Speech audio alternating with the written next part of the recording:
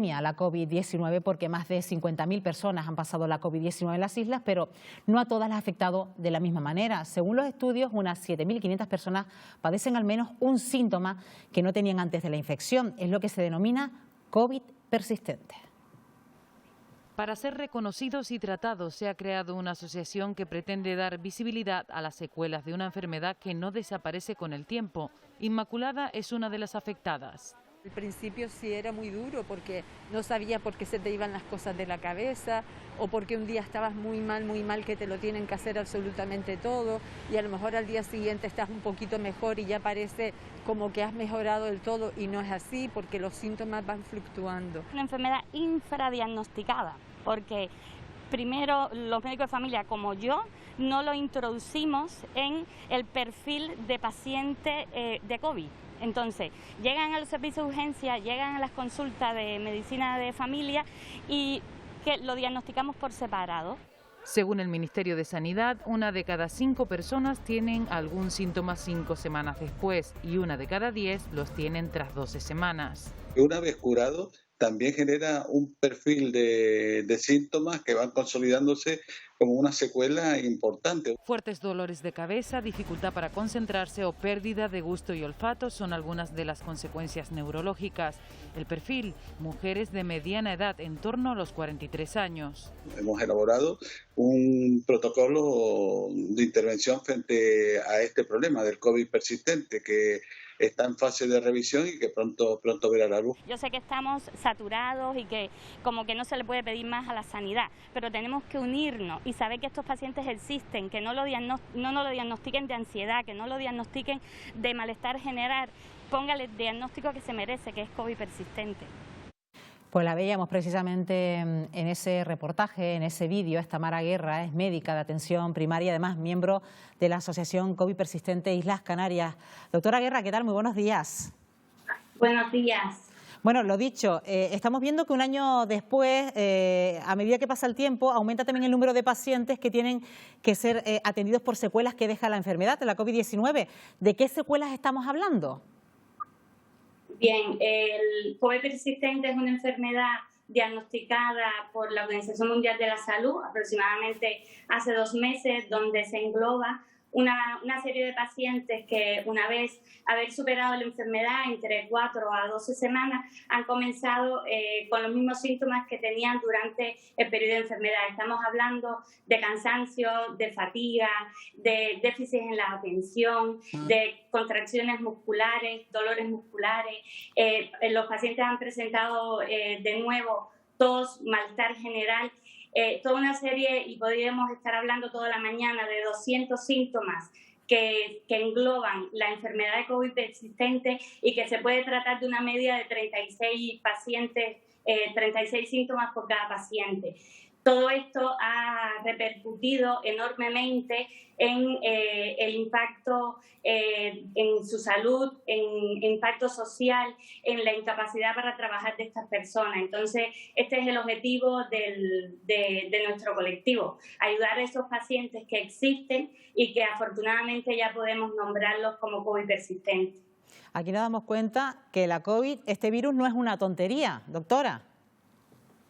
No es una tontería. Los pacientes que lo hemos pasado y los que todavía están padeciendo la enfermedad están teniendo una repercusión bastante importante sobre su salud. Ahora mismo ustedes decían los índices de ingresos en las UCI. Estamos hablando de pacientes que pueden tener una sintomatología leve o moderada, pero puede llegar a complicarse, entrar en una UCI y sobre todo provocarle la muerte. Habla usted en primera persona, doctora, eso quiere decir que usted también ha pasado la enfermedad y me imagino que integrando en parte esta plataforma también es porque tiene secuelas de la enfermedad. En su caso, ¿de qué secuela estamos hablando? A ver, yo hace 1 año me contagié de COVID, tuve la suerte que en la medida que los síntomas iban apareciendo, una vez que ya fui con mis PCR negativas, tuve la suerte de ingresar en los primeros, como paciente en el primer grupo de pacientes de seguimiento de ahora podemos decir de COVID persistente. Y mi síntoma fundamental era la falta de aire, es decir, la disnea a los esfuerzos. pero estoy totalmente recuperada. Afortunadamente, ingresé en los primeros pacientes que recibieron de rehabilitación respiratoria por el servicio de rehabilitación de fisioterapia respiratoria del Hospital Negrín, que fue el que me devolvió a volver a realizar mis actividades de la vida diaria. Hablamos de problemas respiratorios, cardiovasculares, también un amplio abanico de daños neurológicos, ¿no? Sobre todo ahí. Sí, tenemos pacientes que desde disminución en la atención, como pérdida de memoria, pacientes que antes estos síntomas no habían integrado como historia de su enfermedad, son el síntoma cardinal que están presentando en estos momentos. ¿Y esto puede afectar a personas que han pasado la enfermedad de una manera grave, como aquellos que han pasado la enfermedad de una manera leve? El perfil no está determinado exactamente. El COVID persistente está afectando a pacientes desde que tuvieron una repercusión leve hasta una repercusión grave. No hay un perfil específico en el paciente de COVID persistente. Usted habla de un perfil que no es específico, que puede ser muy distinto, pero sin embargo sí es verdad que se habla mucho del perfil femenino y un tramo de edad que puede ir entre los 35 y 50 años. ¿Es así? Sí, las encuestas realizadas han enfocado sobre el perfil de mujer aproximadamente entre los 40 y 45 años. ¿Y esas secuelas cuándo se pueden manifestar? ¿Transcurrido quizás un tiempo prudencial después de darse el alta de esa enfermedad? ¿Es casi prácticamente inminente? ¿Cuándo se pueden empezar a manifestar? Según las encuestas han empezado a manifestarse en cuanto a aproximadamente entre las 4 y 12 semanas de haber superado la enfermedad. Ustedes, los que forman parte de estas plataformas que se han unido, en este caso en Canarias, pero también de ámbito nacional, lo que sí lamentan es que puedan llegar a ser los grandes olvidados de esta enfermedad. Usted como médica de atención primaria, ¿se le está dando celeridad a estos casos en los centros de salud? A ver, lo que pasa es que todavía no está organizado un protocolo de seguimiento de pacientes COVID persistente. Nosotros como colectivo lo que queremos enfatizar es que tanto atención primaria como lo está haciendo atención hospitalaria se crea un protocolo y se crea un programa de prevención y promoción de salud a los pacientes de COVID persistente. En realidad ese es nuestro objetivo. Y precisamente hablando de esa agrupación, de esas asociaciones que se han generado de ámbito nacional, en este caso aquí en Canarias, ¿han recibido alguna respuesta del Gobierno? ¿Han llegado a reunirse en este caso en Canarias con el Gobierno de Canarias? A ver, con el Gobierno de Canarias todavía no nos hemos podido reunir. Sí hemos tenido ya cita para ser atendidos desde atención primaria y todavía no hemos sido atendidos desde atención hospitalaria. Bueno, y la mayor parte de estas secuelas, usted decía que en su caso han tendido a desaparecer, pero ¿durante cuánto tiempo se pueden prolongar en el tiempo? ¿Se pueden volver crónicas, incluso llegar a incapacitar, como usted decía, incluso para que repercuta en nuestra calidad de vida diaria, incluso a la hora de desempeñar nuestras labores en el trabajo? Sí, yo creo que una vez instalado el diagnóstico de COVID persistente, entre 4 y 12 semanas de haber padecido los síntomas, no tenemos un tiempo exacto de que podemos decir aquí se finaliza el COVID persistente. Tenemos en nuestro colectivo pacientes que llevan 1 año ya de haber diagnosticado la enfermedad y todavía siguen con los síntomas de COVID persistente. ¿Y la vacuna podría ser una solución precisamente para estos pacientes, para estas personas que sufren secuelas de la COVID? Lo digo, doctora, porque algunas personas ven cómo sus secuelas han desaparecido tras ser vacunadas, tras recibir una vacuna frente a la COVID. ¿Tienen algún dato que pueda avalar este hecho?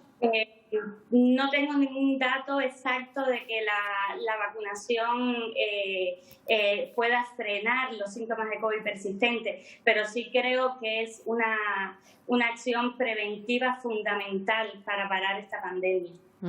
Y el haber tener algunos factores de riesgo anteriores a esa enfermedad, a la COVID-19, también puede propiciar que sean personas que pasada la enfermedad sufran esas secuelas y ese COVID persistente.